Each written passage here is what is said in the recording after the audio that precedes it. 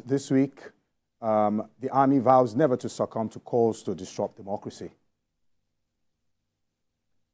Also, President Tinubu appoints new NIA, DSS Directors General, and later on the show, NLC President Joe Ajero accepts police invitation over alleged racism and terrorism financing. Details in a moment. Stay with us.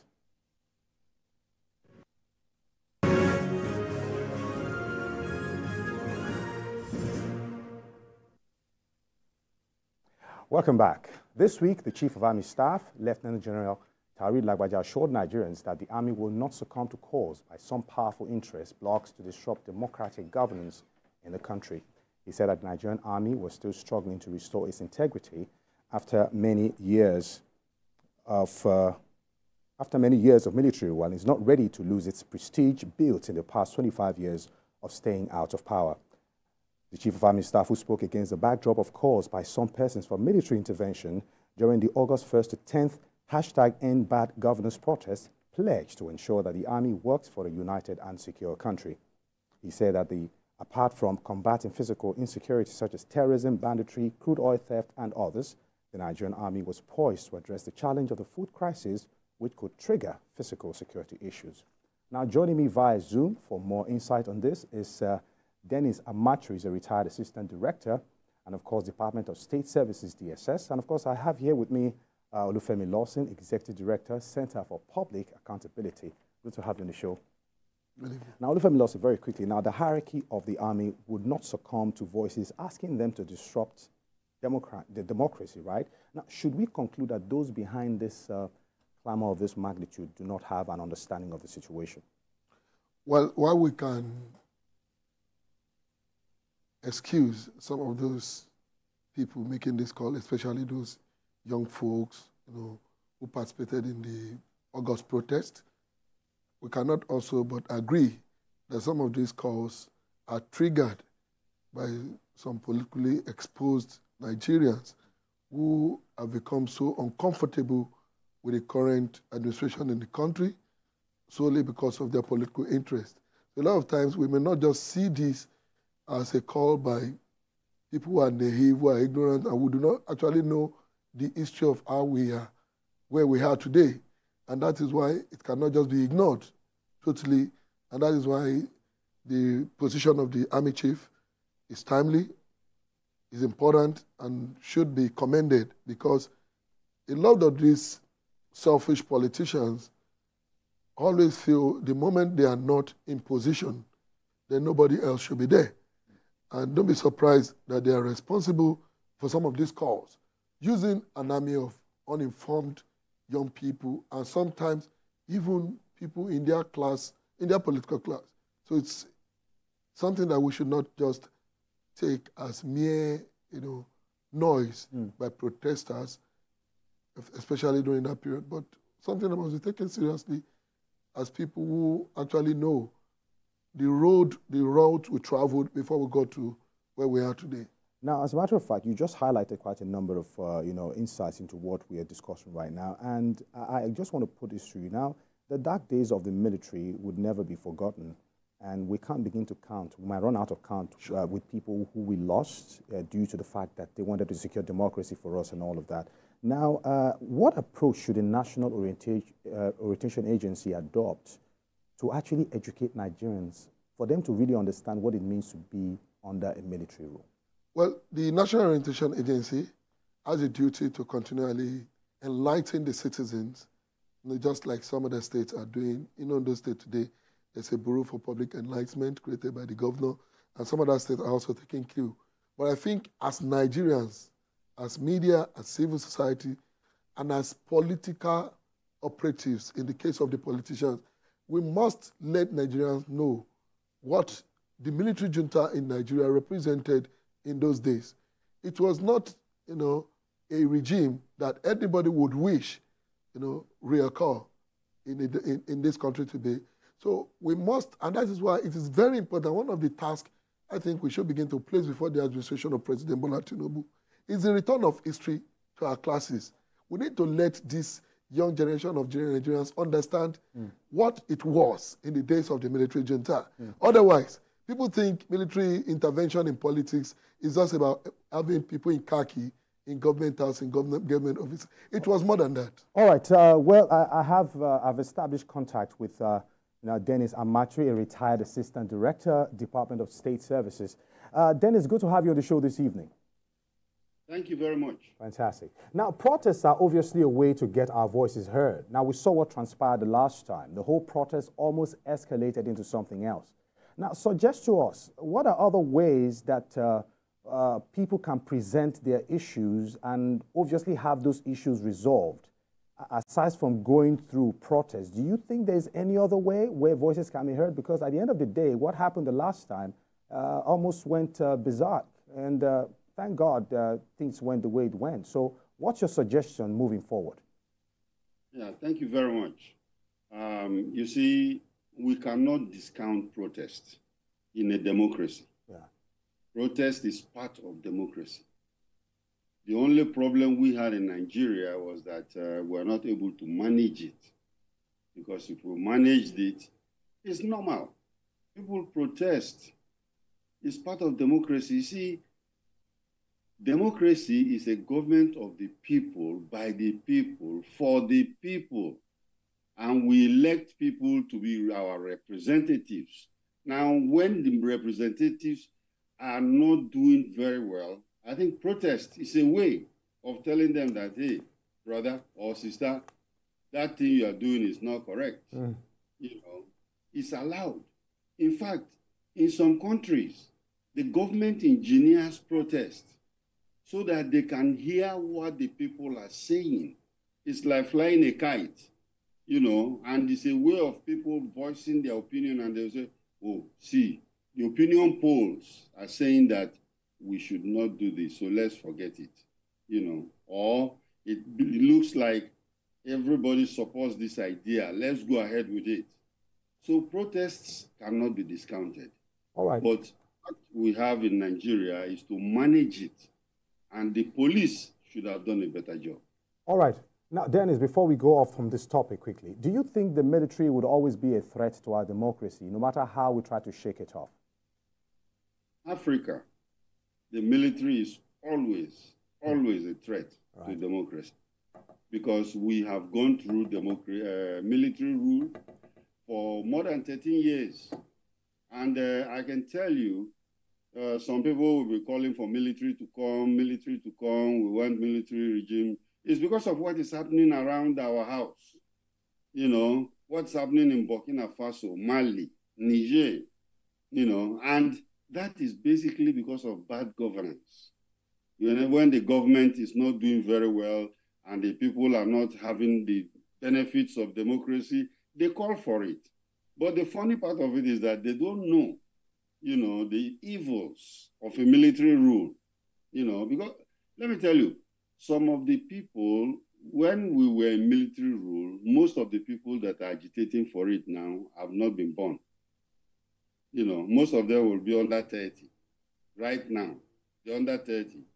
And that time, when military rule was going, we left military rule in 1999. And that means 25 years ago. So think of it. They don't know what military rules look like. So I think it's both sides. Let us try and work towards it so that the public will understand what is going on. And of course, the military will try and submit themselves to civil rule. Thank you very kindly, Mr. Dennis. Well, we'll go on a quick break now. When we return, Newsweek continues in a moment. Stay with us.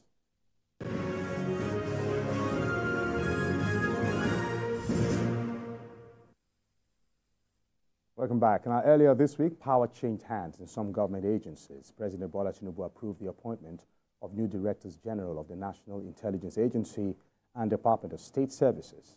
In the NIA, Mohammed succeeds Ahmed Abubakar, who resigned his position as Director General on Saturday night. Abubakar was first appointed DG of the NIA in 2018 by former President Muhammadu Buhari, who extended his stay in office in December 2021. Meanwhile, Mr. Adeola Ajayi succeeds Yusuf Bichi as the new Director General of the DSS. Bichi was also appointed DG of the DSS in September 2018 by former President Buhari. Now, Now, still with me, Dennis Machri, and of course, he's a retired Assistant Director, DSS.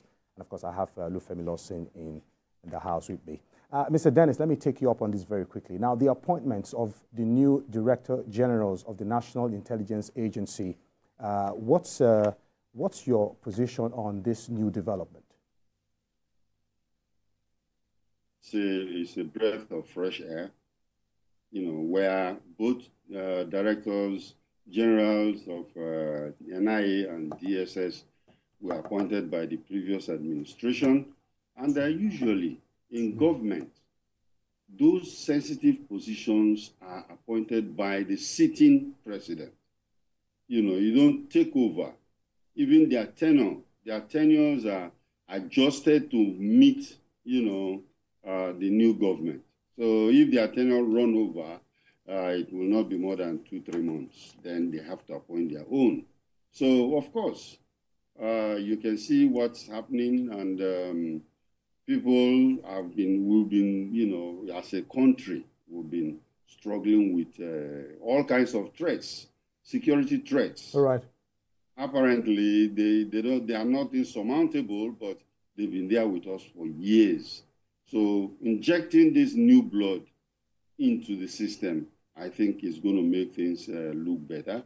New strategies, and then, of course, a new way of doing things. All right.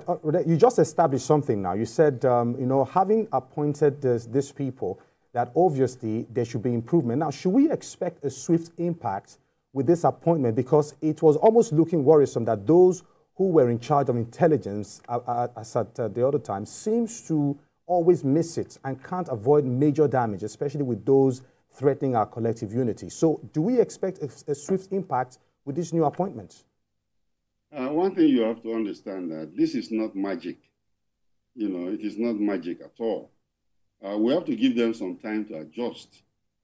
Intelligence gathering and dissemination is not like printing newspaper. It is something that you have to really know your sources. Just like journalists, you have to have new sources or use old sources. Try to see how you can make them amenable to your own policies. And then, of course, reorganization. The whole security organizations are going to be readjusted. The DSS, NIA, there will be some retirements going on. Right. And then, of course, there will also be some reorganizations, new appointments, so it will take some time. Maybe give it a year or so, and then things can start moving. All right, hopefully. Now, Lufemi Lawson, very quickly, he just highlighted now that, it's not a day's job. It will take a while because intelligence gathering is not something you do overnight. Now, the former director generals of the agency who were laid off certainly have a certain level of intelligence and information at their disposal. Are you worried? Well, for me, I think there's a bit of difference in this new appointment, and I think that is why I personally commended the decision of the president to make these two appointments. If you look at the new DG of NIA and the DG of DSS, they rose through the ranks to become the Director General of these agencies today. Because in the past, we have actually had people who are either brought back from retirement, and sometimes recalled from retirement, to come and head these agencies. We have had that over the last couple of years, from the days of Obasanjo, even the immediate past DG of the DSS was recalled from retirement to come and head the agency. So I think there's an advantage at hand. It is that the president has chosen people within the ranks of these agencies, people who have risen through the ranks of these agencies to come and head. And the war on insurgency, insecurity, and whatever you want to call it, is majorly a war of intelligence these days. It's not going to be about the number of tanks and arms and ammunition any longer. So having people who have spent so much of their time within the service coming to head these agencies, I think, is going to be a plus to the war on insecurity. I'm tempted to ask this question. I would ask Dennis as well. Now, was this an issue of trust? Because some have suggested that the president needed to be sure about those in custody of the nation's intelligence. It's beyond trust. It also has to do with competence, experience, and if you look at the history of both DG of NIA and You know that they have risen through the ranks, they have served meritoriously, and they possess, from my knowledge, the requisite, competence to spearhead these agencies. And I think it's a plus for us, not only trust, but also in the area of competence. Okay. You may actually trust somebody who may not be competent enough to do the job. All right. So I think they possess both in this case. All right, Dennis, I want to take you on this quickly before I go on this quick break. Now, was this an issue of trust? Because some actually suggested that the president needed to actually trust those in custody of intelligence of the country. It's not an issue of trust. Okay. If you have to be the head of any of these agencies, your loyalty is to the country, and it's not a matter of trust at all. So that should not be the issue. All right, thank you very much. All right, we go on a quick break now, and when we return, Newsweek, of course, continues in a moment. Please do stay with us.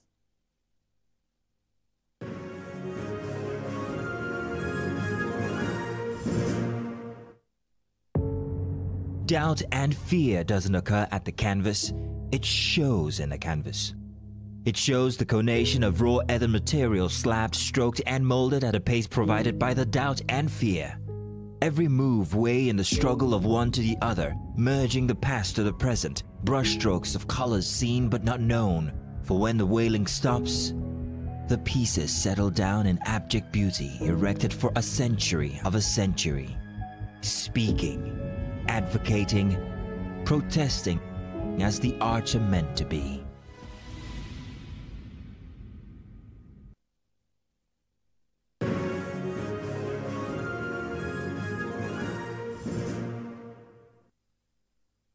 Welcome back. Now, this week, the president of the Nigerian Labour Congress, Joe Ajaero, appeared before the Nigeria Police Forces Intelligence Response Team, IRT, to answer to allegations of criminal conspiracy, terrorism financing, treasonable felony, subversion, and cybercrime leveled against him by the force. Ajaero, dressed in traditional black attire, was accompanied to the IRT office in Abuja by his counsel, Femi Falana. Ahead of Mr. Ajaero's scheduled appearance, the NLC General Secretary, Emmanuel Lagbaja, reiterated the union's unwavering commitment to peace and non-violent advocacy. However, tensions ran high as the NLC signaled its readiness to mobilize its members nationwide should the police take action against Ajaero. Now, I still have Dennis and Olufemi Lawson with me. Olufemi Lawson, you were quite very vocal about this issue last week. Now, NLC president finally honored the police invitation after so much brouhaha and so much internet sensation and all of that. It looked civil from all indications. Now, why was there so much buzz around it anyway? Because the whole invitation didn't really look as serious as it sounded when it was initially announced. Well, the tension generated around this invitation or not is basically due to the fact that there seems to be no trust, no cordial relationship, not only between the labor leadership and the Nigerian Police Force, but also between the labor leadership as presently constituted and the current administration in the country. Even though when there are issues of wages, salary increase and the likes to be discussed, that we have had no reasons to see the labor leadership go into meetings with government, smile, and of course, come out with, smiling faces. It's very unfortunate that we've had this level of tension, basically because it looks so much like the leadership of the labor union do not have any trust in the security apparatus, particularly the police. Okay. And I think irrespective of the allegation or who is involved, it is only civil that we approach this without resorting to any use of brute force and all this drama like we experienced over the past couple of days. I think every tension generated became demystified by the fact that the president of the NLC went there with his lawyers, and under a few minutes he was out, and people were expecting heaven to fall. All right. Ended up being disappointed. All right, Dennis, I want you to join us on this very important issue. Now, the NLC president was hesitant when he was initially invited. Do you think having faith in our police force is gradually dying out? Because why would the police force invite you and you make so much noise about it? It was just an invitation. It wasn't a ploy to either lock you up or something, but do you think the faith in the police force is finally draining out, and that's why this drama occurred? Yes, there is mutual distrust and the trust deficit that the public has with the police force, you know, because everything was done wrongly. You know, everything was done wrongly. And this is what we've been preaching about. If they want to be professional about this, and the police actually know that there is some kind of terrorist financing that is going on, either around the NLC or inside the NLC, you know, what they would have done was to go ahead and investigate it discreetly. Get the facts together, collect all the evidence, and then, of course, you don't have to invite him. For terrorism, you don't invite people to talk with them. You arrest them, you know, and start interrogating them. That's what you do with terrorism, not terrorism financing. Okay, let's say it's financing, and they've maybe got some hint. What they would have done was to gather this information, get him in when they have enough. But accusing him, first of all, announcing it, and then, of course, before even an arrest was made, the guy quickly ran to his lawyers, and you saw the kind of display, you know, a barrel of lawyers following him down there, intimidating the police. Because under that kind of escort that he had, I don't believe that they can arrest him, you know. So if actually he was even financing terrorism, you know, it spoils the case because he cannot, you know, they cannot follow that case properly again because other elements have come into play. So I think everything was done very wrongly. All right, Olufemi Lawson, he said everything was done wrongly. That as long as it was a terrorism financing allegation, that the police would have done their investigation thoroughly and go and arrest them instead of actually inviting them. Arresting the people involved and possibly having to bring the NLC president into the picture, would that not have escalated into something else? Yes, that was where I was going to come in. All right. If we had woken up tomorrow morning and it's all over the news that NSA president arrested overnight, you know, charges, it would have been worse than what we saw over the last, because the truth is that the economy has been shut down tomorrow, workers would have down tool, and all sort of issues would have arisen. I think the police has a duty to investigate. I listened to the Inspector General of Police, stating how the president of NSA became linked to these issues around, one of the tenants of the union, not his tenant anyway, in the NSA headquarters, and some of that issues around. Why the police may have been trying to be transparent in letting Nigerians know why it was inviting the NSA president. I think must have been one of the move to douse tension that may arise as a result of just waking up and arresting, because the reaction that would have come out after part of a possible arrest of the president of the NSA without Nigerians knowing the charges would have been much more than what we saw over the last couple of days that this incident lasted. All right, well, time is already fast spent. Dennis, very quickly, your final thoughts on the NLC president, Juajiru. Do you think his actions were justified from the very start? In 20 seconds, can we quickly do this because we're about to sign off? Well, I'll differ a little bit with your guest in the studio because it is not a matter of announcing, arresting, and announcing. Right. Because I think even the NLC cannot just go on strike.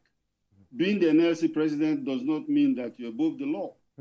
So if actually is involved in terrorist financing, and then the police do their discreet investigation, gather enough information, and then arrest him, then announce to the country that this is what is happening and this is what we have seen, invite his lawyers to come because he's entitled to a lawyer. All right. I don't think any labor is going to go on strike, because nobody's above the law.